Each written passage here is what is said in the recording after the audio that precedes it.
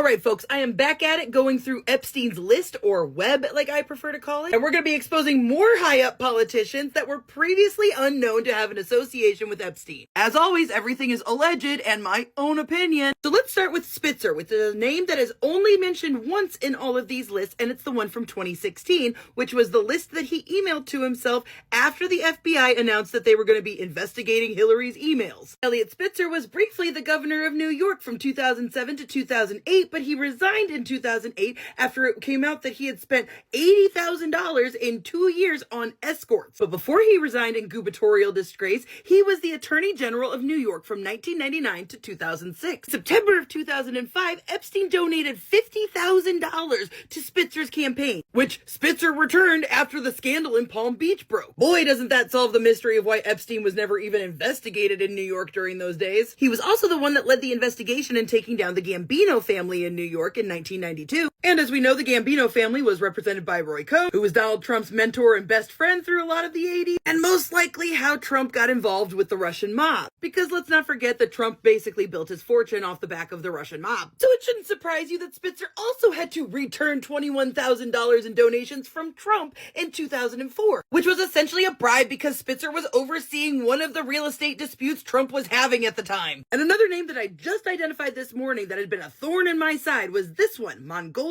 Because you see, the thing about Epstein is on this list is the closer he is to you, the more he tries to disguise your name. A total counter-forensic measure. Now, we know because of his relationship with Yuhad Barak that Jeffrey Epstein was able to help broker an Israeli security agreement with Mongolia. But the mystery of how that happened has now been solved. And not only that, it leads us to believe that Epstein probably brokered a deal between Israel and Russia. We now know this because I found a text exchange between Steve Bannon and Epstein from March 30th, 2019. Epstein tells Bannon that Russia is a potential friend. Mongolian here yesterday, caught between China and Russia. Great insight. Epstein tells Bannon you would like the president, Batuga. He's willing to see you. And by Batuga, he's actually referencing Batolga, who was the president of Mongolia from 2017 to 2021. And perhaps they were wanting to meet with Steve Bannon because just 3 days prior to this, the National Security Council of Mongolia was given the power by the Parliament of Mongolia to recommend the dismissal of judges and prosecutors as well as the head of the National Anti-Corruption Service, which Batolga's party didn't want. Maybe because they were counting on that corruption, which might be what Epstein is referring to when he told Bannon Mongolian in desperate need of help. But during his years in the presidency, he definitely cozied up to Putin through their shared love of judo, of which he was the chairman since 2006 because, oh yeah, he was a professional wrestler before he was a politician.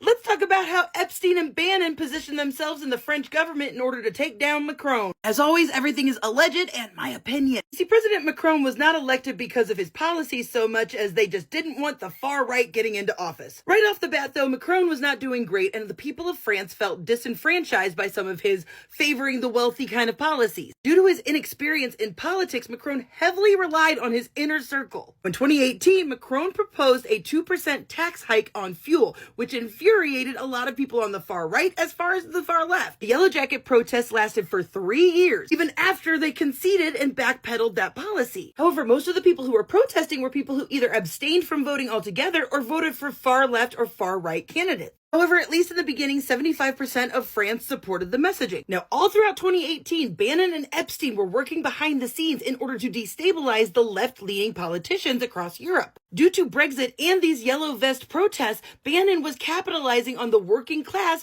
being less pro-immigration. They are predicting by next spring that they will have 60% of European Parliament under the right-wing thumb. And they were planning on running the tables themselves. Fast forward to March 2018, and Bannon is talking to Epstein while he is in France. And the way that they're talking about the Yellow Jacket protests, it makes it seem like they are helping fuel the fire still, even after Macron backpedaled his policies that they were protesting. Keep in mind, these were not peaceful protests. In this text chain, Epstein tells Bannon that he is going to see the Prime Minister at 4, and then he'll meet him in Vienna at his ambassador's residence. While I have yet to narrow down the ambassador's residence they're talking about meeting at, we do know who the Prime Minister of France was in 2019. Edouard Philippe. Not only was Philippe the one responsible for all of the things people were protesting, but he also led a controversial police response to the Yellow Vest crisis. I also don't think it's a coincidence that he stepped down as Prime Minister the day after Ghislaine Maxwell was arrested. He also invites Bannon to come have lunch with him and Jacques Lang, former Minister of Culture, Macron's new advisor, and great friend. And in fact, there was never any public record of him being an advisor to Macron, especially because he is actually very outspoken against him. So no wonder Macron's policy and popularity faded real quick, because he didn't know who to believe. By May of 2019, their plan was falling pretty much into place here. Saying May down, as in Theresa May, Merkel, and Macron on Monday. Just got the internals from France. Rushing defeat if we get everybody out. Bannon talking about his success in his French media blitz. And sure enough, the far right won the French vote in the EU elections and Parliament that Monday. Macron had to switch his messaging to stopping the foreign influences of Putin, Trump, and Bannon, and away from his original vision, which was what? Besides what I already mentioned, besides economic reform, he wanted to increase digital security and counterterrorism efforts, forcing tech companies to provide authorities with access to encrypted messages. And that right there is what they were most scared of. Because isn't it a coincidence that just when the Yellow Jacket protests started in December of 2018, French security officials opened an investigation into possible Russian social media interference, similar to the Russian propaganda campaign that got us Donald Trump. And wouldn't you know it, in that March 2019 conversation between Bannon and Epstein, they're talking about Kathy Rumler, formal legal counsel to Obama. He was summoned to France for something that Epstein said sounds like a grand jury, smiley face.